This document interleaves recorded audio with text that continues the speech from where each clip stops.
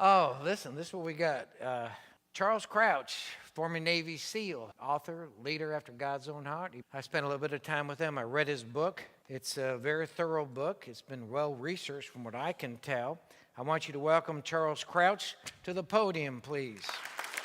Give us a little biography about you just for a few minutes. Married, wife, kids, how long you've been married, and something like that. Just a little bio? Yeah, just a little. All right. And we got 4 kids. We are here local in South Lake, have been for about 4 years, so pre-pandemic, thank you.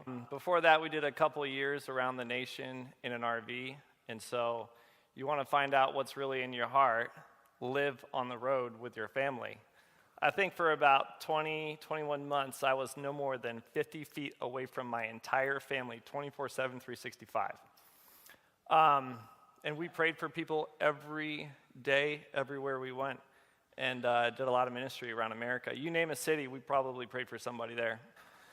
On that mission trip, I spent time with God every morning, and he would speak to me, and I would write it down, and I put that all into a book.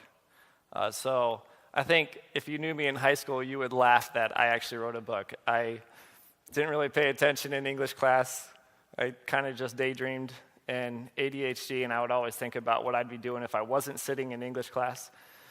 So that kind of hyperactive mindset is what drove me to do the profession of the SEAL teams. And so I think that looks pretty good on paper, but I'll tell you what, all the tough stuff in our culture, we know what that job is, and there's a lot of movies about it, but if you and I were to get in a fight, I'd let you beat me up. Because God has taken my heart and changed it from a heart of violence to a heart of peace. And you can't heal anybody with that aggression. It's not a healing personality. So my son got a semi-automatic .22 Ruger.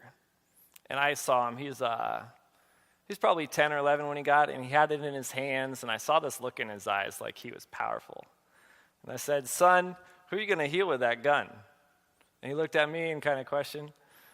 And it's like, I can't heal anybody with that gun. I said, I know.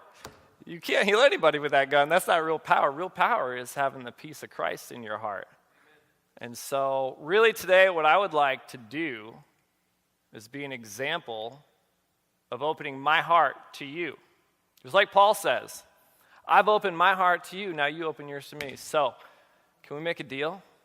Can we open our hearts together today and talk about a leader after God's own heart, what God wants us men to do?